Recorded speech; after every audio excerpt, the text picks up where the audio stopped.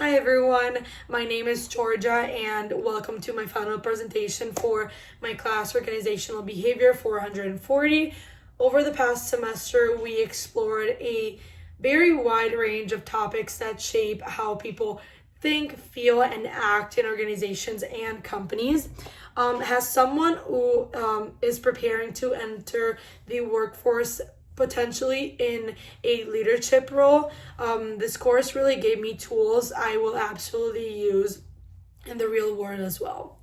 In this video, I will be sharing my top 10 organizational behavior concepts that I believe will be the most critical and useful for me to understand and apply as a potential new manager.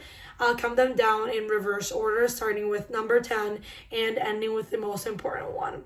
So each concept comes from our textbook that we've been using throughout the semester, and I will explain what it is, what chapter it comes from, and why I think it's going to be very valuable in my career.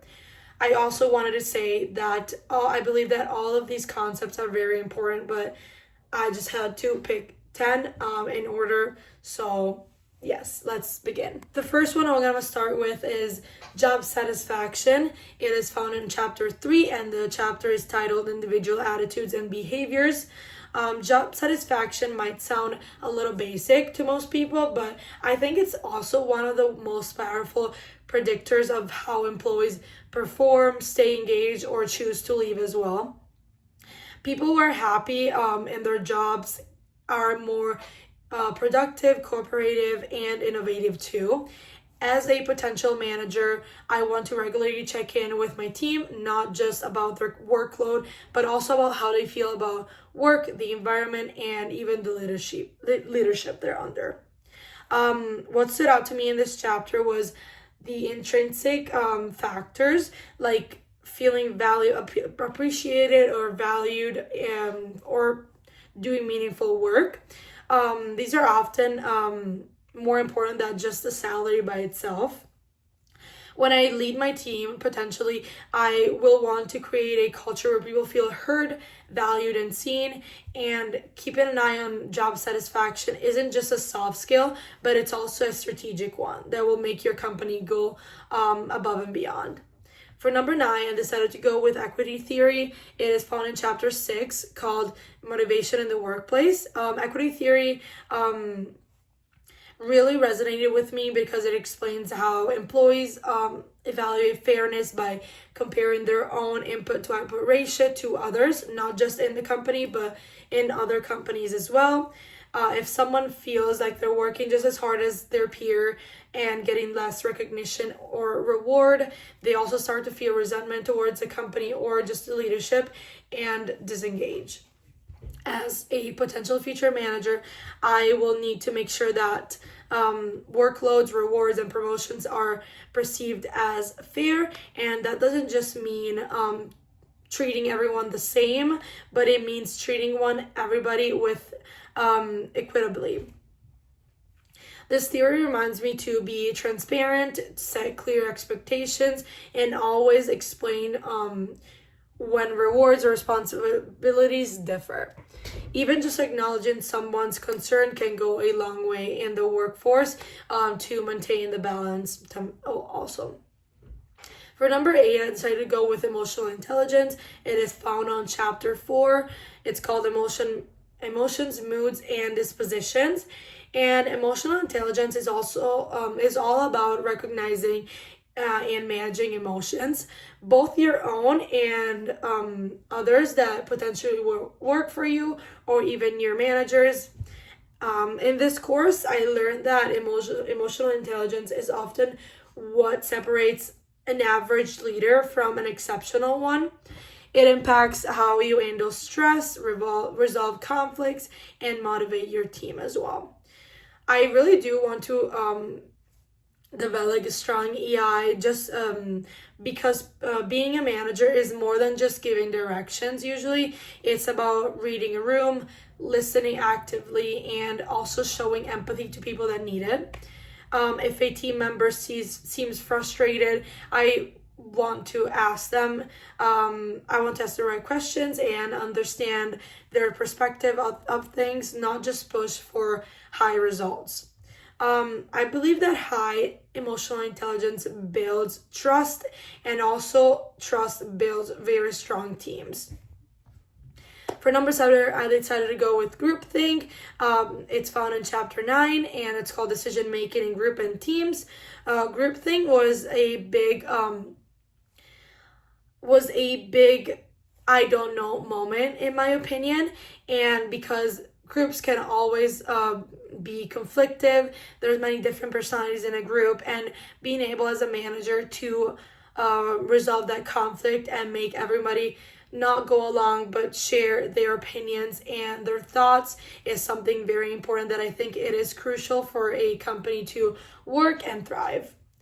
For number 6, I decided to go with organizational culture. It is found on chapter 14, organizational culture and change. We see that culture is like the personality of an organization.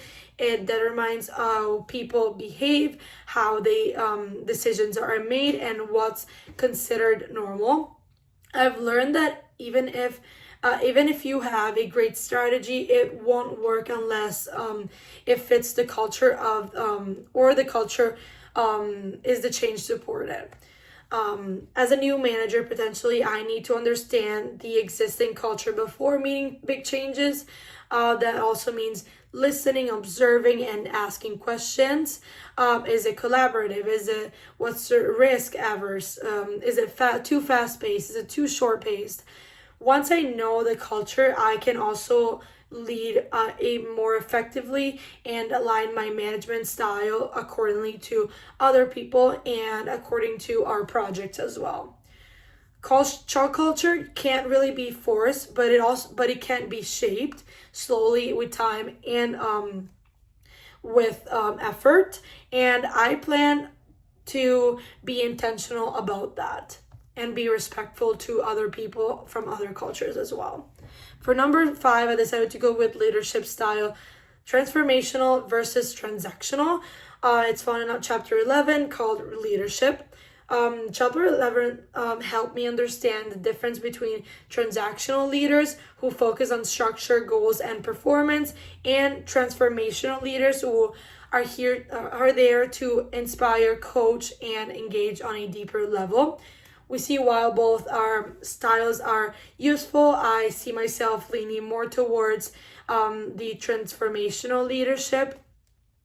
I want to inspire my team with a shared vision and help them grow, not just hit the big goals that we have. That means providing feedback, recognizing effort, encouraging new ideas as well. But I also know that when to shift into transitional mode as well. For example, when performance is slipping or deadlines are tight, understanding both styles gives me flexibility as a leader too. For number 4, I decided to go with conflict management found in chapter 10. Conflict isn't always bad. It can lead to growth if it's not handled right. But unresolved conflict drains energy and creates toxic environments. This chapter really helped me realize that managers can't avoid conflict. We just need to address it properly and fairly to everybody. Whether it's 2 employees crashing or a team frustrated with leadership decisions, I want to approach conflict by listening first and then guiding the discussion towards a solution and not just towards the conflict. I also learned that not all conflict styles are equal. Collaboration and compromise are usually more effective than avoidance and domination. Knowing when to step in, how will be the major part of my leadership success, I believe, because even with personal issues, that's what usually resonate with them. Number 3 is motivation theories. It's found in chapter 6. I believe that motivation was one of my favorite topics. Self-determination theory in particular emphasizes the people that are most motivated when they feel autonomy, competence, and relatedness. It helped me understand why micromanaging skills motivation and why flexibility and purpose like fuel it.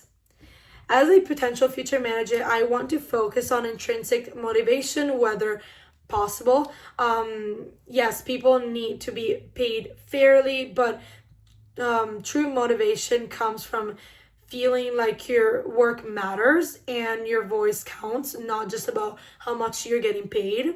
And I'm planning on giving my team members ownership of their work, provide meaningful feedback, and connect talks to the bigger picture. For number 2, I decided to go with communication channels and barriers. Chapter 8, called Communication in Organizations. Communication is the engine of every organization and everything in general. Miscommunication leads to missed deadlines, conflict, and low morale. This chapter really made me more aware of barriers to communications like noise or assumption, lack of clarity, and how to overcome them. As a potential future manager, I am planning to focus on clear two-way communication.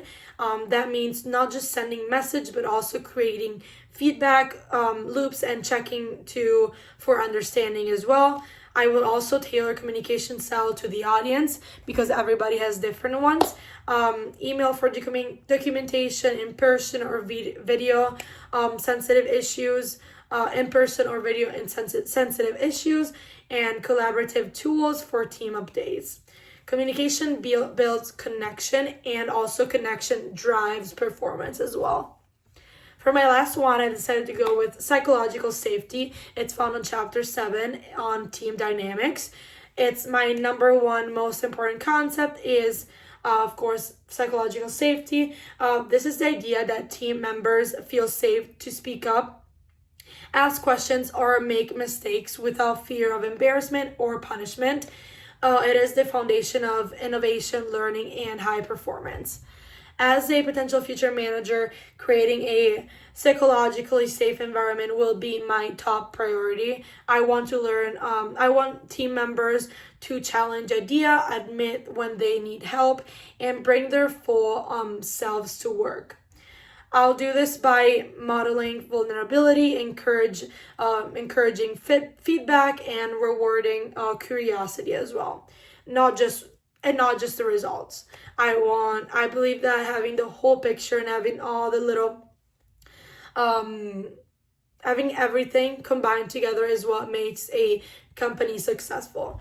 I believe that without psychologically safety, all of the other tools that we just talked about just fall flat. With psychological safety and with people feeling safe in their workplace, it is everything and is what makes a production and an organization thrive in the long run. So to wrap it up, those were my top 10 organizational behavior concepts from this class the past semester, starting with job satisfaction and ending with psychological safety. I believe that these are the most essential concept that all companies should have. This course has given me so much, not just theories and concept, but it's given me a kind of a roadmap of how to lead with empathy, strategy, and awareness of human behavior as well. As I prepare for my future career in management, marketing, anything really, I feel more confident knowing that I have these tools with me and that I know how to use them. So thank you for watching, and that's it.